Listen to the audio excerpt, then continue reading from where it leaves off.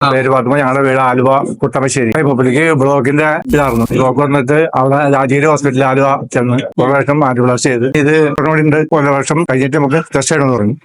അങ്ങനെ വർഷം കഴിഞ്ഞായിട്ട് വീട്ടിൽ വന്ന് 2 വർഷം അറിയപ്പോഴും വീണ്ടും പിന്നെ വേദനയോടെ ചെയ്തു. പിന്നെ അവിടുന്ന് വീണ്ടും അസുഖം ചെയ്യണം പറഞ്ഞ് ഗവൺമെന്റ് ചെയ്യണം. അത്രയായിരുന്നു. മകളെ വിളിച്ചോക്കെ മകള് പറഞ്ഞൊരു വേറെ എന്നോട് പറഞ്ഞു. അങ്ങനെ ഇവിടെ വന്ന് 7 കൊല്ലമായി. മരുന്ന് കംപ്ലീറ്റ് ഒരു മരുന്ന് കഴിച്ചിട്ട് 7 കൊല്ലമായി. ഒരു മരുന്നില്ല. 2 ആഴ്ച 3 ആഴ്ച ഒരു പ്രാവശ്യം വന്ന് ഹീലിംഗ് ചെയ്യും. വേറെ ഒരു ചികിത്സയില്ല. യാതൊരു ബുദ്ധിമുട്ടില്ല.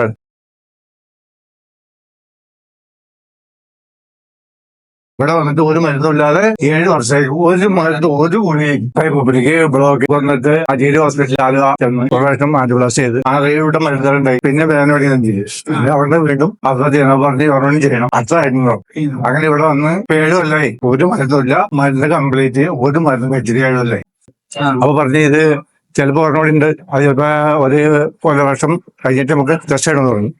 അങ്ങനെ വർഷം കഴിഞ്ഞായിട്ട് വീട്ടിൽ വന്ന് 2 വർഷം അറിയപ്പോഴും വീട്ടിലും അവർ പറഞ്ഞു എന്നാലും കഴിക്കുമ്പോ കുറവിട്ടാകുമ്പോ അങ്ങനെയായിരുന്നു. 2ാമത്തെ സ്റ്റോക്ക് ഉണ്ടെന്ന് അവർ പറഞ്ഞത്. 2ാമത്തെ വന്നപ്പോ അവിടെ ചെറുതാണ് മകളുടെ അടുത്ത് വിളിച്ച് പറഞ്ഞു.